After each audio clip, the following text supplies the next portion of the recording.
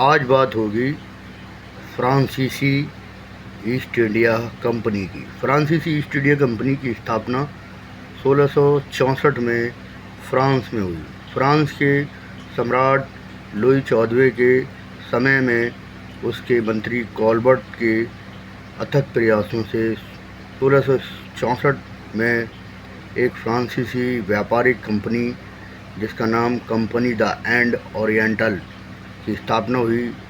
इस कंपनी की स्थापना सरकार द्वारा की गई थी और इसका सारा खर्च सरकार के द्वारा ही होता था। भारत में पहली फ्रांसीसी कोठी की स्थापना 1668 में सूरत में फ्रैंको कैरो द्वारा की गई थी, जो कि एक कंपनी का अधिकारी था। तो उसके अगले वर्ष ही 1669 में मरकारा के प्रयासों से, मरकारा एक व्यक्ति था जो फ्रांसीसी व्यक्ति था, मरकारा के प्रयासों से मसूलीपट्टनम में दूसरी कोठी की स्थापना की गई। 1672 में फ्रांसीसियों ने मद्रास के निकट सेंट थॉम प्राप्त किया और वहाँ भी उन्होंने अपना व्यापार स्थापित किया। 1673 ईडी में फ्रैंको मार्टिन ने पौंडीचेरी की स्थापना की। पौंडीचेरी जो भारत का ही एक केंद्र शासित प्रदेश है। 1674 ईडी में फ्रैंको मार्टिन पौंडीचेरी का प्रमुख अधिकारी बनाया गया।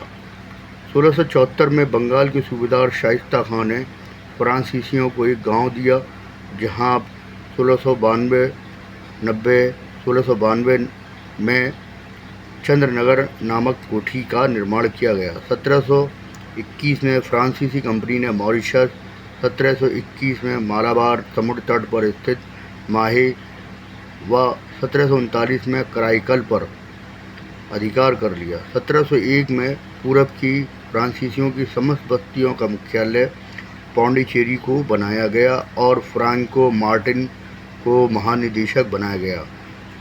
तो इस तरीके से फ्रैंको मार्टिन संपूर्ण फ्रांसीसी क्षेत्रों का अधिनायक बन गया और देखभाल करता बन गया। तो ये बहुत इम्पोर्टेंट कैरेक्टर है, इसका नाम याद रखना है। 1742 में फ्रांसीसी गवर्नर डुप्ले के समय फ्रांसीसी प्रभुत्व का उदय हुआ।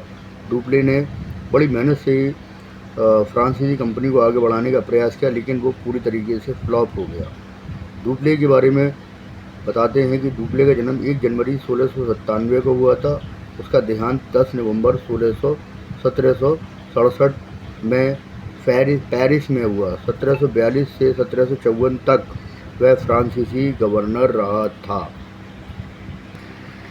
डुप्ले जो था वो कंपनी को एक व्यापारिक राजनीतिक शक्ति बनाने के लिए तैयार हो गया था, लेकिन उसके सपने को फ्रांसीसी सरकार ने पूरी तरीके से तोड़ दिया जब उसे 1754 में इंग्लैंड बुला लिया गया, फ्रांस बुला लिया गया। तो जैसे कि मैंने आपको बताया कि अंग्रेज़ों ने भारत में केवल व्यापार करने के साथ साथ राजनीतिक शक्ति को भी जन्म दिया था।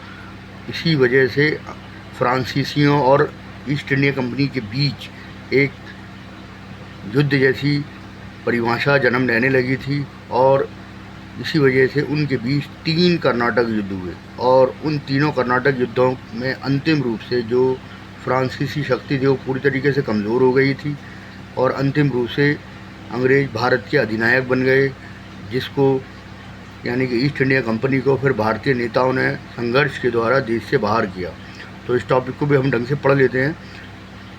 स्पष्ट रूप से फ्रांसीसी कंपनी व्यापार हेतु भारत आई थी, लेकिन डुप्ले ने भारत में फ्रांसीसी साम्राज्य स्थापित करने का स्वप्न देखा, लेकिन ऐसा नहीं हो सका। भारत में ब्रिटेन की ईस्ट इंडिया कंपनी और फ्रांसीसी ईस्ट इंडिया कंपनी अपने वर्चस्व और एकाधिकार हेतु युद्ध करने पर मजबूर हो गई। फ्रांसीसी गवर्नर डुप्ले और अंग्रेज अधिकारी रॉबर्ट क्लाइव के मध्य युद्ध पनपने लगा था, अतः दोनों कंपनियों के मध्य 3 कर्नाटक युद्ध हुए, जिसमें अंतिम रूप से अंग्रेज विजयी हुए। 22 जनवरी 1760 में वांडियावाश के युद्ध में अंग्रेजी सेना के कमांडर आयरकूट ने फ्रांसीसी सेना के कमांडर काउंट डी लाली को पराजित कर दिया। अंततः सप्तवर्षीय युद्ध का अंत पेरिस की संधि द्वारा हुआ।